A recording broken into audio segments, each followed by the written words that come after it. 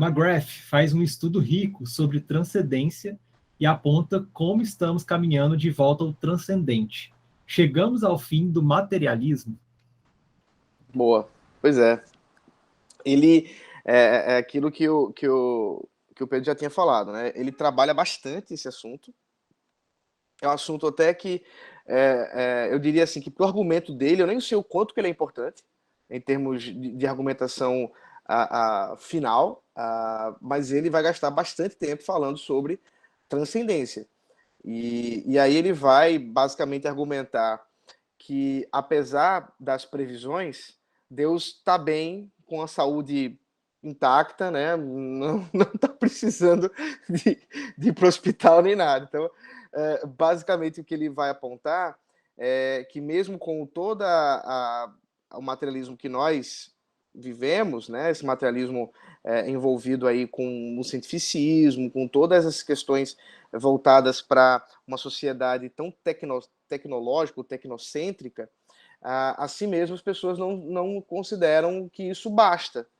E ele vai começar a dar alguns exemplos disso, né, de como essa transcendência ela perpassa a humanidade, como que ela é vista dentro de vários aspectos da própria pesquisa, da própria pesquisa humana, né, e como isso já foi apresentado por pessoas, e é muito curioso, porque ele vai pegar certos autores, a boa parte deles, inclusive, eu não conhecia, né, não conheço, e ele vai trazê-los dizendo assim, olha, esse é ateu, mas no final da vida, ele vai pegar uma judia, inclusive, né, Simone Weil, acho que é isso, e ele vai dizer, ela é ateia e tal, mas no final da vida ela começou a considerar algumas coisas transcendentais. E aí ele vai tratando exatamente dessas perguntas importantes da vida que ele tenta mostrar que simplesmente não podem ser respondidas a partir de uma perspectiva exclusivamente materialista, né? E eu acho que isso tem um grande valor.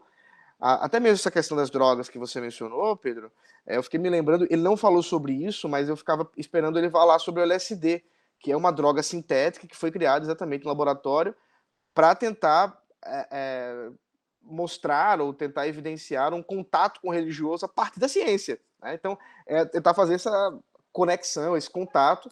Ele menciona outro caso, aquela pesquisa super controversa lá do cara que deu droga para metade da igreja, a outra metade ele não deu, e como é que isso se daria. Mas, basicamente, ele tenta mostrar que, de fato, as pessoas continuam vivendo algum tipo de espiritualidade, desejando algum tipo de espiritualidade, e elas fundamentam assim, a sua vida não apenas no material. Só queria dar uma história aqui. Quando eu estava fazendo meu curso de filosofia, eu lembro da minha professora de estética, ela era uruguaia, já falecida, inclusive. Eu lembro da gente lendo Merleau-Ponty, né? E terminava a leitura do texto, ela fazia assim, que coisa linda, não é? É a única coisa que resta quando você lê Merleau-Ponty, mas deixa eu falar, isso é coisa do Pedro. E aí ela falava assim, que coisa linda, que texto lindo, né? E eu ficava me perguntando qual é a lógica desse negócio, cadê as proposições? E aí ela contava, né, de quando ela estava assim mais entristecida, ou com saudade da terra dela, já estava muitos anos no Brasil, ela ia para casa dela, colocava a vitrola, ou sei lá o que ela colocava para tocar, com as músicas da terra dela, e ela dizia que ela chorava, chorava. E esse momento era a catarsis dela. E essa catarsis era exatamente essa questão do sair de si, né? De ver essa... E era ateia. Então, veja, o ateísmo dela não era suficiente. E isso é o que o McGrath tenta mostrar, que não dá conta, que todo esse ceticismo aí não vai dar conta da realidade e é necessário transcender. E aí você vai transcender através, ele vai falar de três perspectivas, me lembra aí, ele vai falar do romantismo, vai falar do cristianismo, e tem uma terceira que eu tô lembrar aqui, mas não tá vindo, eu tenho até aqui eu tô com nem me lembro agora. Bom, são três estratégias que seriam relacionadas ao acesso transcendental. mas eu não me lembro agora. Além da proposta dele em termos de transcendental, do ascender à natureza, do ver o transcendente, do afastar-se da natureza para encontrar o transcendente, do discernir o transcendente na natureza. E ele vai, aparentemente, se esforçar mais nos 2 e no 4, né? Ver o transcendente por meio da natureza, e o quarto, que é discernir o transcendente na natureza. O primeiro, que é ascender da natureza para o transcendente, ele não se preocupa tanto, e o afastar-se da natureza para encontrar o transcendente em si mesmo, ele também não vai ir por esse caminho, né? Ele acha que é mais o caminho melhor em termos de perspectiva de teologia natural, ser o 2 e o 4, desse capítulo 3, capítulo 3 do livro. Isso. Mas é isso, sim, mas eu não respondi a pergunta, né? Eu enrolei, não respondi a pergunta, que é a questão do materialismo.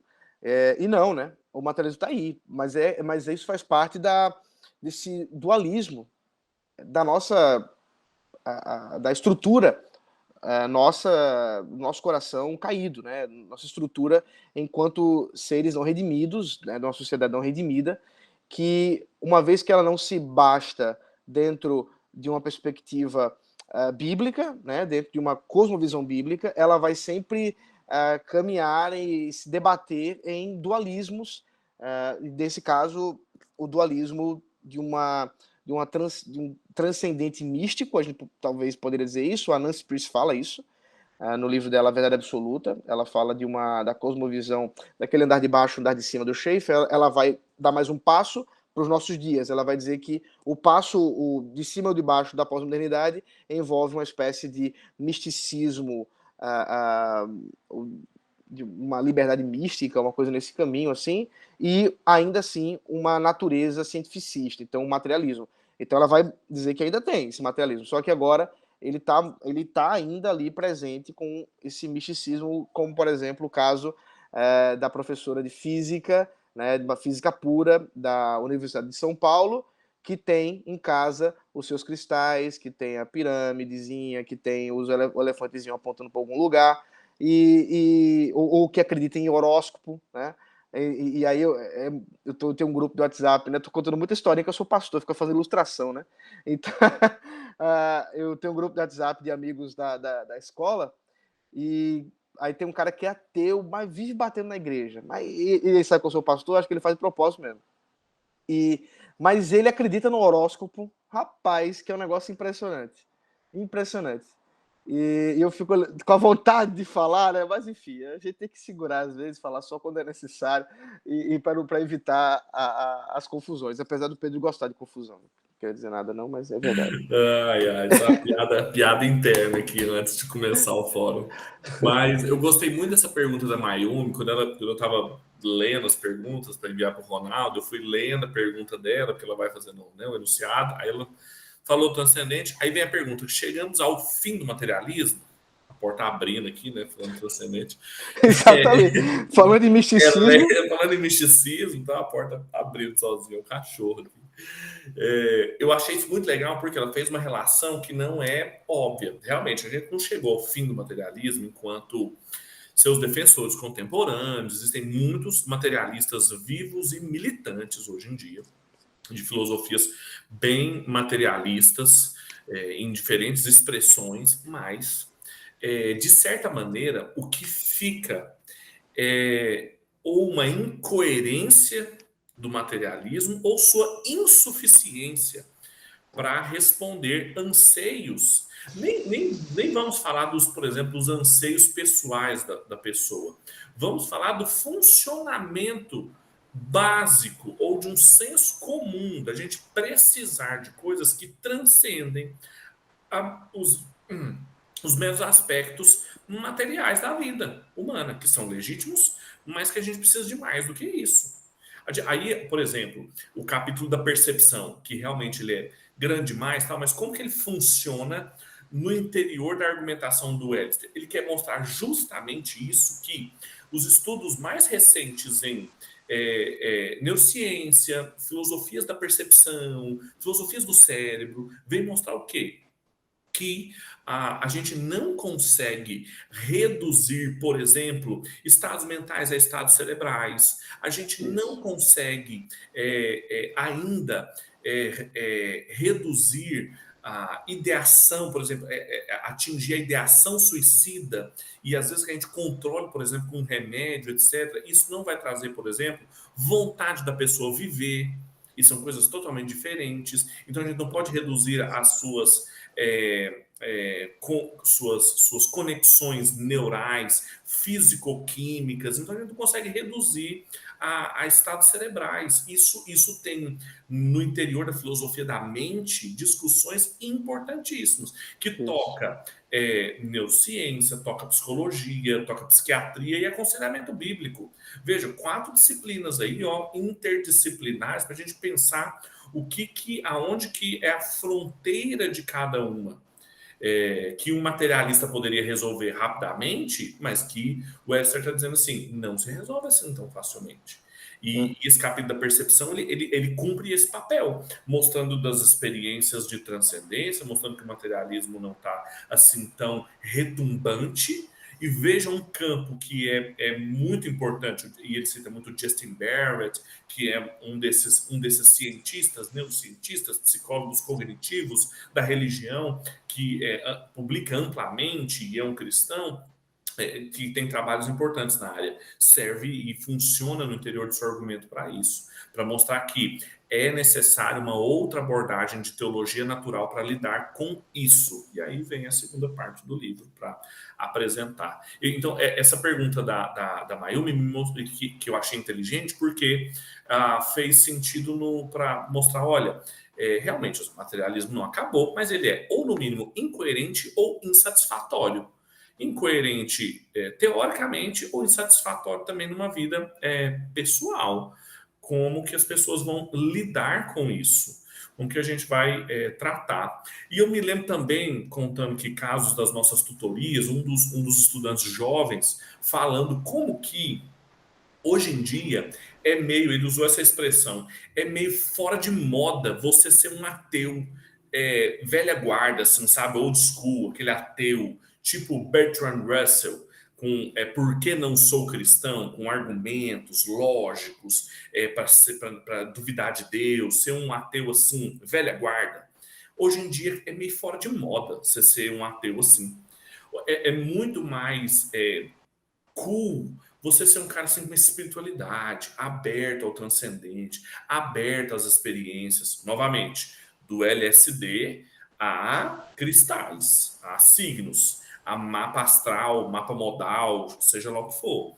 Mas é muito mais tranquilo para um jovem esse tipo de discurso, uma abertura para esse tipo de coisa, e talvez o Webster queira encontrar aí também portas de entrada apologéticas, em outros livros, por exemplo, Surpreendido pelo Sentido, que é um livro interessante do ponto de vista apologético, para mostrar, para cumprir também essa função no seu argumento. E aí é também algo interessante para a gente pensar. Como que mudou o tipo de crítica, inclusive, que a igreja e a cristandade enfrenta. Na década de 50 do século passado, a gente tinha que enfrentar homens da estirpe de Bertrand Russell argumentando por que não são cristãos, do livro, por exemplo, que leva esse título, e aí o John Stott escrevendo por que é cristão, etc. E hoje a gente tem que lidar com livros do tipo Por que não vou mais à igreja, de Wayne Jacobson, que é a coleguinha lá do cara que escreveu A Cabana. É outra coisa, espiritualidade água com açúcar, essa coisa do transcendente, uma crítica bíblica rasa, umas leituras bíblicas dessubstancializadas, mas tem muito mais a ver com o tipo de postura que se vê no TikTok, no Instagram, na rede social, nas conversas de universidade, por aí vai. Tem uma coisa interessante, é que os 4 cavaleiros do ateísmo, basicamente hoje nenhum deles escreve mais sobre isso. Né? O projeto deles, de pelo menos destruir ou tentar, sei lá, fazer alguma coisa contra a religião cristã, que era o projeto maior, foi fadado ao fracasso, né? Então, um deles já está morto, né? O Christopher Hitchens. O Richard Dawkins, você não vê mais ele falando, pelo menos não escrevendo mais sobre isso. Tá? Esse cara está muito mais envolvido com política. O Sam Harris está muito mais envolvido agora com questões mais relacionadas à política. E o Dennett, que eu até fiquei esperando que o McGrath falasse alguma coisa com eles, porque ele é filósofo da mente. E ele é um defensor, defendeu por muito tempo, inclusive, a ideia do cérebro como uma máquina mesmo, como um computador e etc. E a total inexistência de qualquer tipo de propriedade ou substância distinta do físico, né? Essa posição bem radical. Até uma indicação aí de filme, o filme Robocop do Padilha, né? Do Padilha, é muito curioso, porque ele discute esse assunto e os personagens têm os nomes. Tem Sir, que é o John Searle, né? Tem o Dennett, que também tá lá. Então, enfim, ele tá fazendo propósito, não sei o que ele leu, não sei quem foi que deu o nome das coisas, mas a discussão é bem interessante sobre exatamente essa questão da mente e do cérebro. Hoje em dia o grande campo filosófico, antropológico, de discussão, e que, por exemplo, assim, para perguntar assim, mas isso parece tão longe da gente, a maioria aqui, pastor, obreiro, ou gente muito envolvida na igreja e tal, mas assim, pense nas implicações que isso tem para o aconselhamento bíblico. O Kaique está aqui, a gente discutiu isso amplamente na tutoria essencial, sobre aconselhamento bíblico. Quais são as fronteiras? As pessoas perguntando, a gente não tem um bom conselheiro bíblico, a gente vai para um psicólogo, vai para um psiquiatra, quando que a gente procura um, quando que a gente não procura, um substitui o outro. Essas fronteiras, o que o aconselhamento bíblico trata, o que ele não trata, são exatamente essa discussão. Exatamente essa discussão. Sim. E a gente precisa estar orientado dela e orientado de uma abordagem cristã para ela. Perfeito. Tem um livro do Ed Welch, que estou tentando lembrar o nome do lembrei. A culpa é do cérebro? É uma pergunta. A culpa é do cérebro? Então, esse livro, ele tenta discutir exatamente essa relação do aconselhamento. O Ed Welch é um conselheiro bíblico lá do CCF, e ele discute exatamente as questões da filosofia da mente e especialmente da psiquiatria e questões médicas relacionadas com o aconselhamento bíblico. É um livro bem legal para quem quer militar nessa área e quer discutir um pouco das questões mais práticas, sem ficar no lolô, né? Entrando no... E é da editora Peregrino, né? Esse é da editora Peregrino. A Nutra também tem eu não lembro o nome, daqui a pouco eu pesquiso e coloco no chat, que é um compilado de artigos que também tem pelo menos uns 2 ou 3 sobre isso, sobre questões neurocientíficas e aconselhamento bíblico. Muito bom também, é alguma coisa além da escritura, algo assim. Aí da editora Nutra. Esse do Welch é da editora Peregrino.